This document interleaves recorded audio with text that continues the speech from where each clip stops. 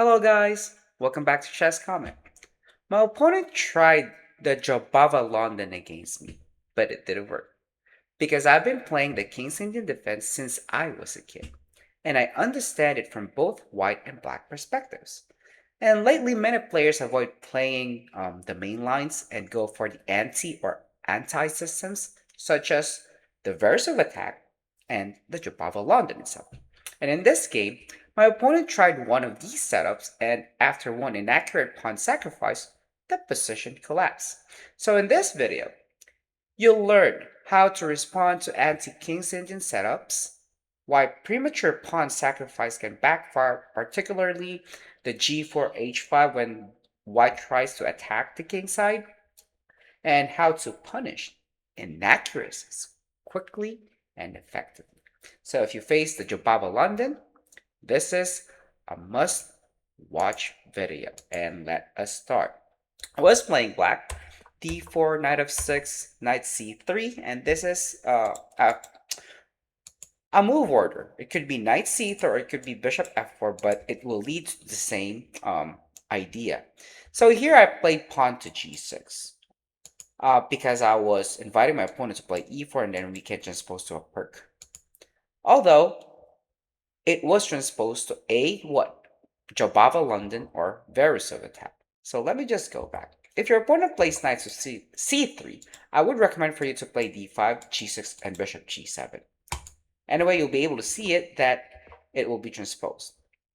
Queen d2, then I play d5. So like what I said, you could have just played d5 right away in order for you to get into this setup, not giving white a chance to play pawn to e4. Now, he played e3, I castled. I knew he's going to castle queenside after I played h4. And then I played h5, stopping any pawn moves, right? This is also how you defend the dragon if you're playing from black. So knight f3, c5. If you guys think that I make it sound like simple and easy, yes, it's because of the chess experience I had since I was a kid. So I had different type of losses where my opponent tries to attack me on the king side, playing g4, sacrificing h5, something like that. That's why I know how to defend it. Now, I'm sacrificing a pawn. If the opponent tries to capture the pawn that I sacrificed, maybe let's say d takes c5, I can just simply play knight bd7 to win it back. And you're like, what? Coach, are you sacrificing another pawn on d5? Yes, I am. If it tries to capture, this is actually extremely bad because I'll capture to have bishop takes b2. Okay, so now king is unsafe. If it plays rook to b1, I can play bishop c3 check or even play queen a5 check. And now the king is going to feel unsafe. And look at this one. Bloop. Opening up. If the queen captures the knight, it'll be a checkmate on d2. If, let's say, of course, if he captures, I'll just capture back. And this is going to be a lot of pressure. I can play knight e4. It's just horrible for white. Now let's go back. So it's a trap. Don't capture the pawn on d5. And here, if he plays something like pawn to b4 to defend, I'll just simply play a5. And this is promising for black. Now let's see what happened. So after I played c5, he castles, or castle on the queen side, in which I took the pawn on d4. He took back thinking that, oh, I'm going to open up my queen and bishop battery, but it's not really gonna work because black has a strong counter at the center and at the queen side. So let's continue. Knight e5 was played, bishop f5. I'm threatening to play knight to b4. I played a3 and I played rook c8. f3 was played. When he played f3, I knew he's going for this, g4. And then I just played queen a5, g4, and I know this is wrong. I took back, and just took back with the knight. Now, I took, and my bishop is already guarding the h5 square together with my pawn, which is not good for white anymore, because what white is trying to fight for is to be able to play h5 and not let black control it with its bishop or its knight. Now, he played bishop e2, in which I thought again, okay, I am winning here.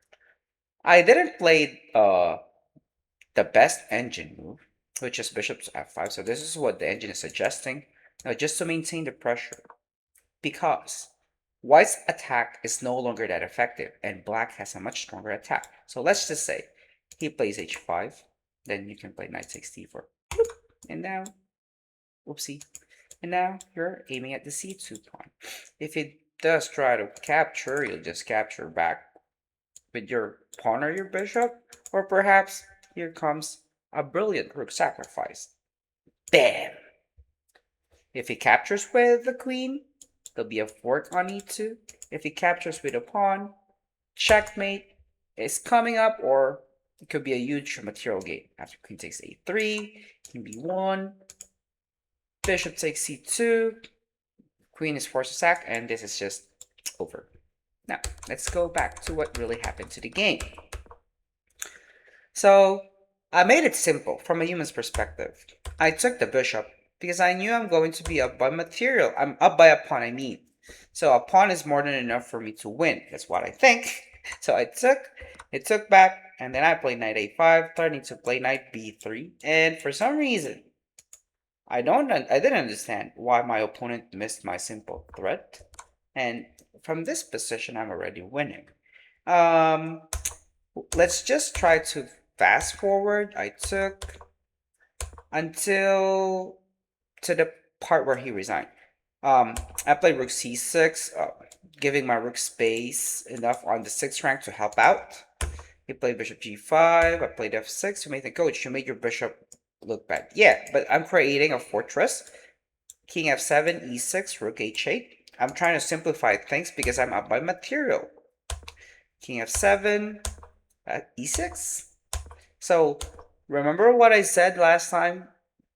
As long as you don't blunder a piece or blunder a checkmate when you're up by material, the move will be correct. Or there's no such wrong moves. So, yep. Fast forward, pins the knight. I played here. And here we go. Trade, the moment the rooks were traded off, it's easy. And he resigned after I played king to g4. Because if he moves a bishop, I'll just simply take the pawn on d3. All right. This was not a hard game, but it's instructional when it comes to the Veresov attack. So I hope you guys learned from this video. And if you do, please don't forget to like, subscribe. And right now, the most important thing is to share the good chess vibe. Until next time, and see you on my live streams. Bye bye for now, guys.